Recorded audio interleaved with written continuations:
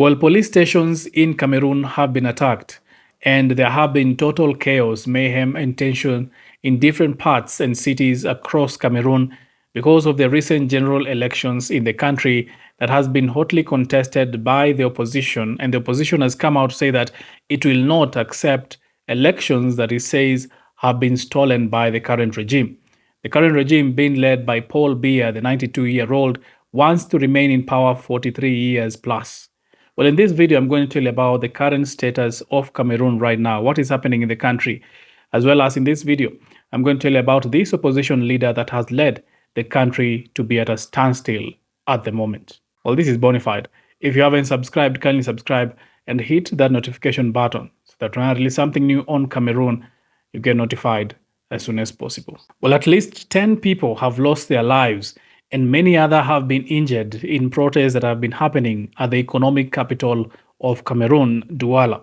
This is the information that has been given by the authorities in Cameroon ahead of the official announcement of the results in a highly contested presidential election. According to the regional governor, Samuel Diboa, the police posts had come under attack and security forces had to defend themselves. Hundreds of supporters of opposition presidential candidate Issa Chiroma Bakari defied a ban to hold protests in several cities, clashing with security forces.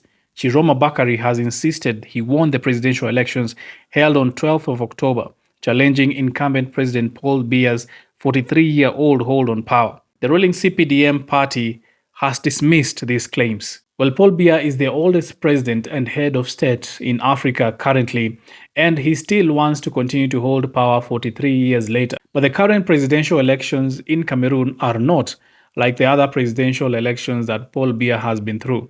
Because right now we are talking about a different person. This is Chiroma Bakari, who has come into the light and has caused a standstill in Cameroon. Because after Chiroma Bakari said that the elections were not free and fair, he called for quote-unquote peaceful march to liberate Cameroon, that his supporters should not accept the presidential elections that have been announced by the official electoral body, that the elections were stolen, and that people who support the opposition should go out the street to peacefully demonstrate so that they can quote-unquote liberate Cameroon. In a video statement that was posted on social media, Chiroma said that he had won the elections with about 55% of the vote based on what he said were the returns representing 80% of the electorate. Chiroma, who is a 76-year-old former government minister, broke the ranks with Biya, who is 92 years old, who is seeking another term after 43 years in power. The opposition supporters have alleged that the 12th October poll was marred by irregularities, including ballot stuffing. But who is this Chiroma Bakari, and how is he able to cause a standstill in Cameroon even after Paul Biya has been president for 43 years and has infiltrated every organization and institution in the country to hold power? Born in Garoua, Chiroma Bakari trained as an engineer in France before returning to Cameroon to work for the National Railway Company. In 1984, he was thrown in jail, accused of being involved in an attempt to depose the then president Paul Biya, who is still the president of Cameroon.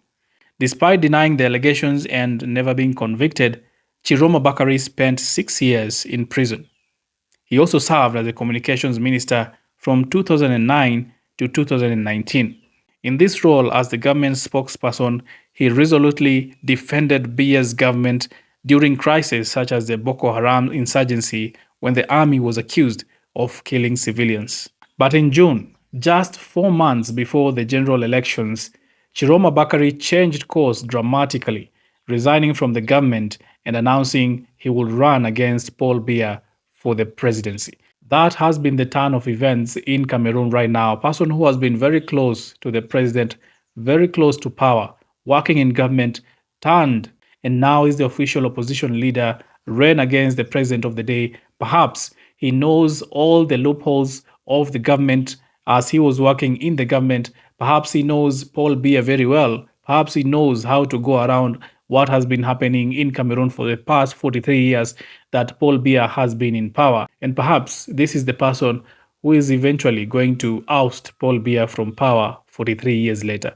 Well, I will keep informing you of the latest of what will come out from Cameroon. Right now, as the official opposition has called for peaceful demonstrations in the country, but they are not as peaceful because so far more than 10 people have lost their lives and many others have been injured, as well as there is a total standstill, chaos, tension in the country ahead of the official announcement of the presidential elections that were conducted on 12th of October 2025. Keep it bona fide.